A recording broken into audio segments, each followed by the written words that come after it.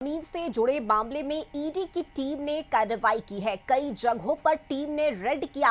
50 लाख रुपए से ज्यादा जब्त किए गए हैं। बीके सन दुर्गा ज्वेलर्स के पास से यह पैसे जब्त किए गए हैं।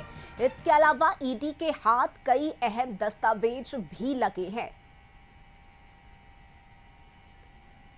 तो ईडी ने कई जगहों पर रेड किया है। जमीन से जुड़े मामले में यह कार्रवाई रांची में देखने को मिली है।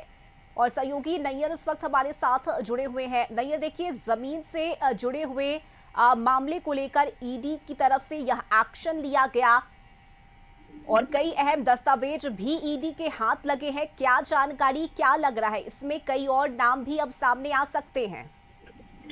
जी बिल्कुल, देखिए, जमीन घोटाले की जो जांच प्रवर्तन निदेशालय ईडी के द्वारा कल मंगलवार सुबह से शुरू की गई और देर रात तक चली है। और इसमें इस छापामारी में कई जगह छापेमारी की गई है और जिसमें कई जमीन व्यवसायी हैं उस पर छापेमारी की गई है, क्योंकि उन पर आरोप था कि जमीन का जो नेचर है वो बदलकर एक तरह से कह सकते हैं बेचा गया है, तो जो गैर कानूनी था।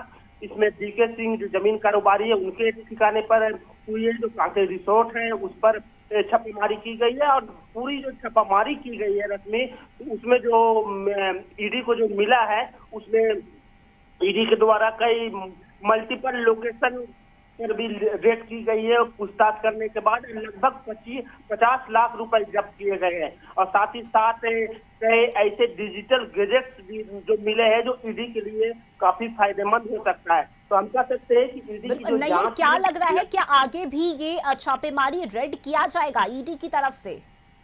जी बिल्कुल, क्योंकि अंदेशा यह लगाया जा रहा है कि जो चीज बरामद की गई है छापामारी में, जैसे मैंने अभी कहा कि कई डिजिटल गैजेट्स है उसको जांच किया जाएगा और उस डिजिटल गैजेट में बहुत से ऐसे जो चीजें हैं जो खुलकर सामने आएगी। तो सिर्फ इंतजार या इस बात का है कि जब वो जो डिजिटल गैजेट के जब रीडिंग करेंगे ईडी के अधिकारी, तो उसके बाद संभवतः छापामारी का जो दायरा है वह बढ़ सकता है। रश्मि, बिल्कुल नैयर, इसके साथ ही चूंकि ये जमीन से जुड़ा हुआ मामला है, क्या लग रहा है इसमें तार कहीं और से भी जुड़ सकते हैं? ईडी की तरफ से क्या किसी तरह की कोई जानकारी दी गई है इस मामले में?